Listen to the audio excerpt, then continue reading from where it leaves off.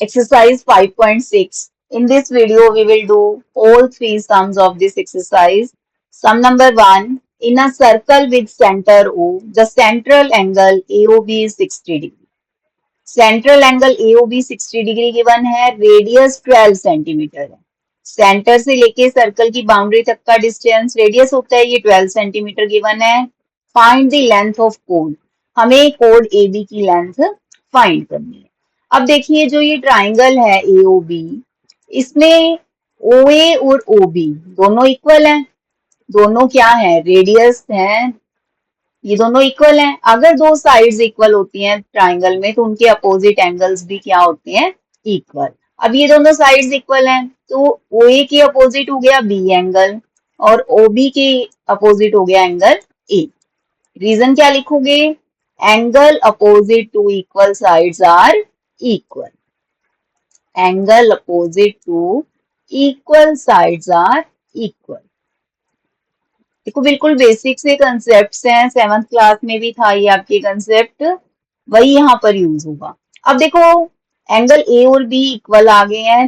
Triangle के तीनों angles का सम क्या होता है, 180 डिग्री. एंगल A है यहाँ पर, एक एंगल B है और एक है एंगल O. तीनों का सम कितना है, 180 डिग्री. इस प्रॉपर्टी को क्या बोलते हैं, angle sum property.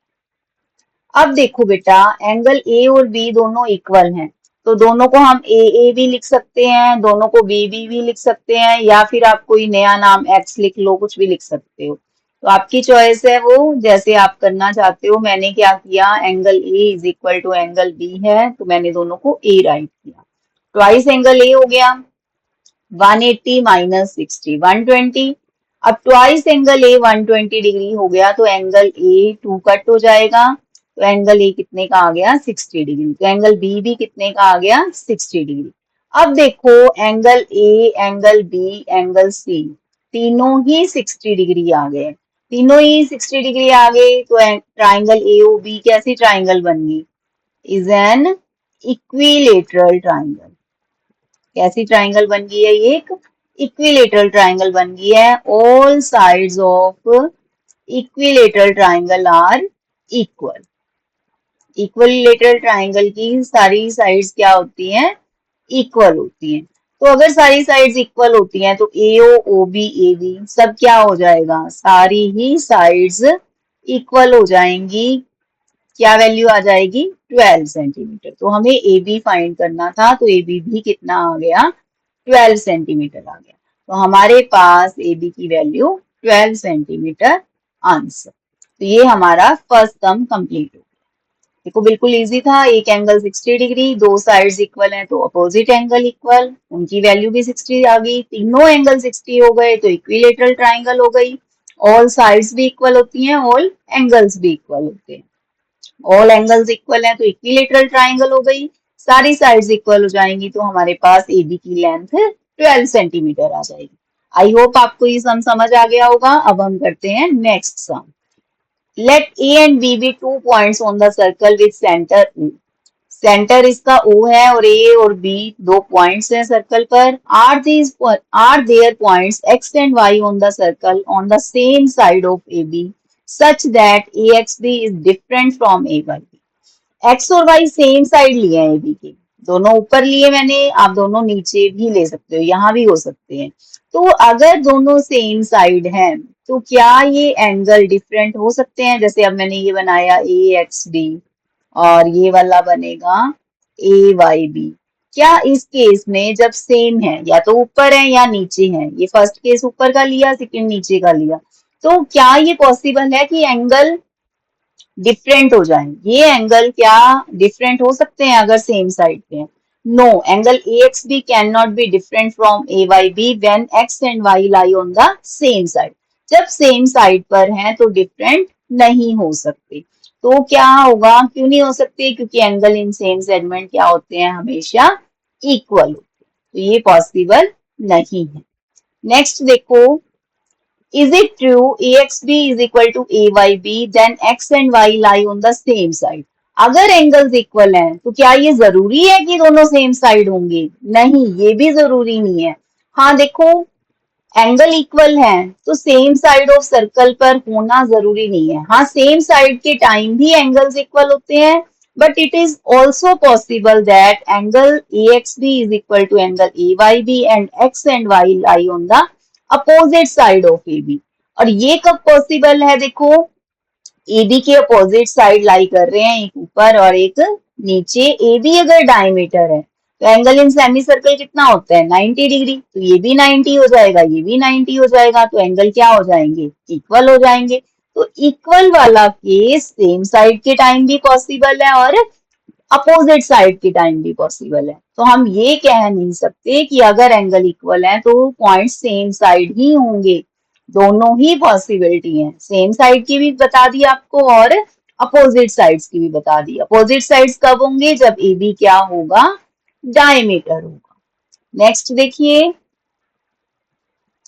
if angle AXB is equal to angle AYB and X and Y do not lie on the circle, does the circle through A, B and X also passes through Y?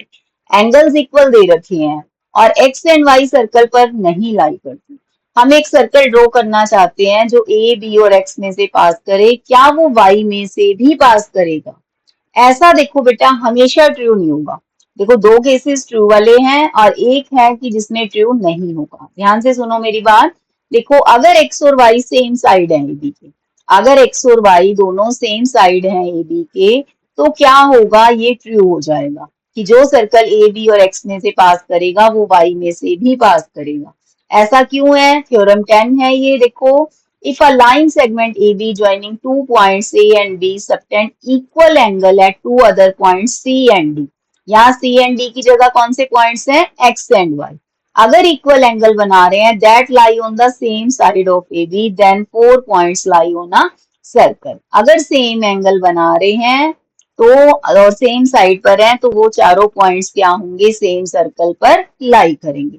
यानी इसका देखो क्या है, ये वाली figure है कि अगर ये एंगल इक्वल है तो ये चारों पॉइंट सेम सर्कल पर ही लाई करेंगे। यानी अगर angle in same segment equal है तो ये चारों पॉइंट्स क्या होंगे? सेम सर्कल पर ही लाई करेंगे।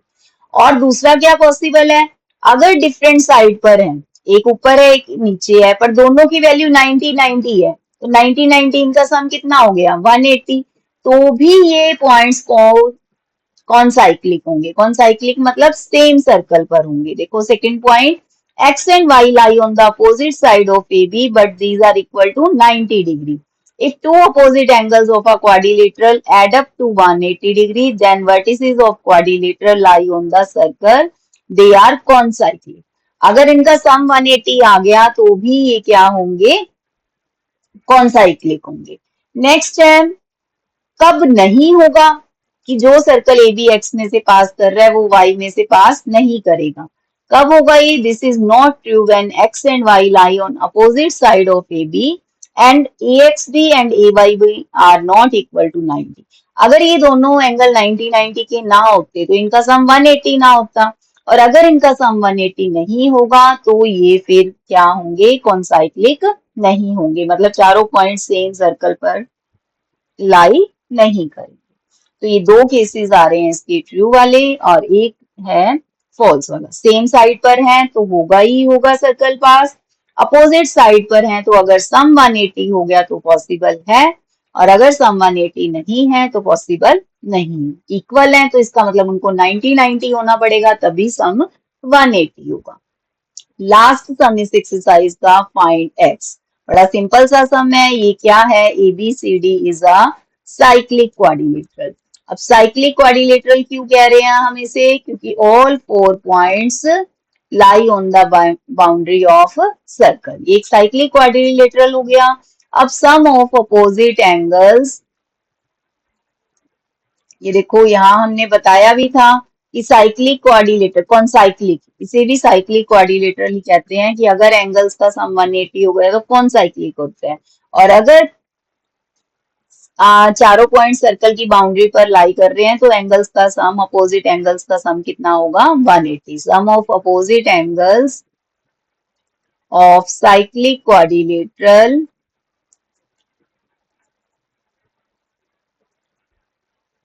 Is 180 degree. तो इनका सम 180 होगा। Angle D plus angle B 180 degree, angle D है 100 डिग्री, तो एंगल बी जो है वो कितना आ जाएगा 180 माइनस 180 डिग्री। तो ये आपकी एक्सरसाइज कंप्लीट हो गई है। आई होप आपको थ्री सम्स जो करवाए गए हैं तीनों समझ आ गए होंगे। अगर आपको वीडियो अच्छी लगी, आपको सम समझ आए हैं तो वीडियो को लाइक कीजिए, चैनल को सब्सक्राइब कीजिए। थैंक्स फॉर वॉचिंग बेटा, थैंक यू सो मच।